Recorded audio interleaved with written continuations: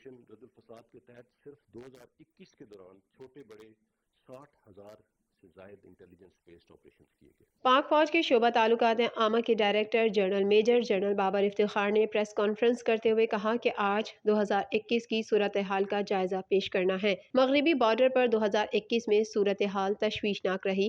افغانستان سے غیر ملکی افواج کے انخلا کے اثرات پاکستان کی سیکیورٹی پر پڑے۔ بارڈر مینجمنٹ کے تحت پاک افغان بارڈر پر باڑ لگانے کا کام 94% مکمل ہو چکا ہے۔ یہ امن کی باڑ ہے اور یہ ضرور مکمل ہوگی۔ اس باڑ کو لگانے میں ہمارے شہداء کا خون شامل ہے۔ باڑ کا مقصد دونوں اطراف کے لوگوں کو تقسیم کرنا نہیں بلکہ محفوظ بنانا ہے۔ پاک ایران بارڈر پر باڑ لگانے کا کام بھی 71% مکمل ہو چکا ہے۔ میجر جنرل بابر افتخار نے کہا کہ افغانستان کی صورتحال کا اثر پاکستان پر بھی پڑ سکتا ہے۔ موجودہ صورتحال سنگین انسانی المیہ کو جنم دے سکتی ہے۔ پاکستان افغانستان حکومتی سطح پر دونوں طرف ہم آہنگی پائی جاتی ہے۔ بارڈر مینجمنٹ کے تحت پاک افغان بین الاقوامی سرحد پہ باڑ لگانے کا کام تقریباً 94% مکمل ہو چکا ہے اور پاک ایران بارڈر پر 71% سے زائد باڑ لگانے کا کام مکمل کیا جا چکا ہے۔ پاک افغان بین الاقوامی سرحد پر لگائی گئی یہ فینس، یہ دونوں اطراف بسنے والے لوگوں کو سیکیورٹی، آمد و رفت اور تجارت، اس کو ریگولیٹ کرنے کے لیے اس وقت کی اشد ضرورت ہے۔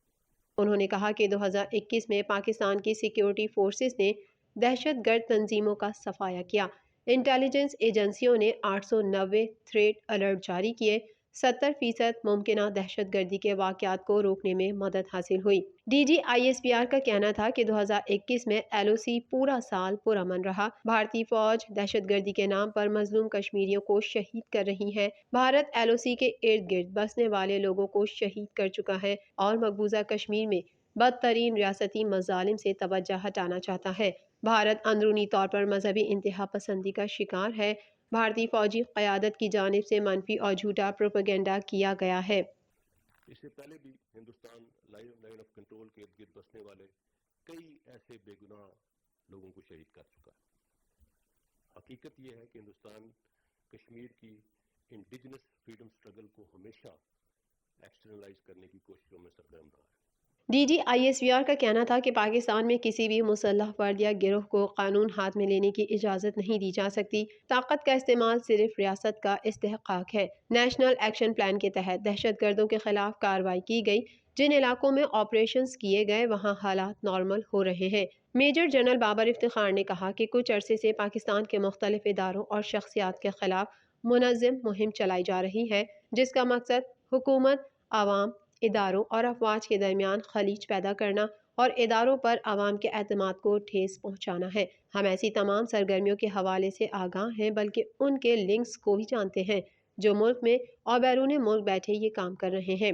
پاکستان اور پاکستان سے باہر بیٹھے یہ عناصر فیک نیوز اور من گھڑت باتوں سے اداروں کے بیچ جو درار ڈالنے کی کوشش کر رہے ہیں اس میں پہلے بھی ناکام ہوئے، اب بھی ہوں گے۔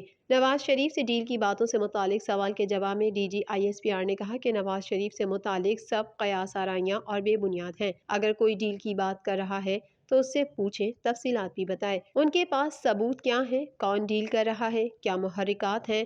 در حقیقت ایسا کچھ بھی نہیں ہے۔ سول ملٹری تعلقات میں الحمدللہ کوئی مسئلہ نہیں ہے۔ شام کو ٹی وی پروگرام میں باتیں ہوتی ہیں، اسٹیبلشمنٹ نے یہ کر دیا، وہ کر دیا۔ گزارش ہے کہ اسٹیبلشمنٹ کو اس بحث سے باہر رکھیں۔ ایک سوال کے جواب میں انہوں نے کہا کہ آرمی چیف کی مدت ملازمت سے متعلق قیاس آرائیاں بھی نہ کی جائیں۔ ترجمان پاک فوج نے کہا کہ کراچی میں بھتہ خوری، اغوان برائے تاوان، ٹارگٹ کلنگ اور اسٹریٹ کرائمز کی شرح میں واضح کمی آئی ہے۔ نیشنل ایکشن پلان کے تحت کراچی میں 78 کارروائیاں کی گئیں۔ ڈی جی ISPR نے بتایا کہ کل عدم تحریک طالبان پاکستان سے سیز فائر 9 دسمبر کو ختم ہو گیا تھا۔ TTP کے خلاف آپریشن جاری ہے، ابھی مذاکرات نہیں ہو رہے۔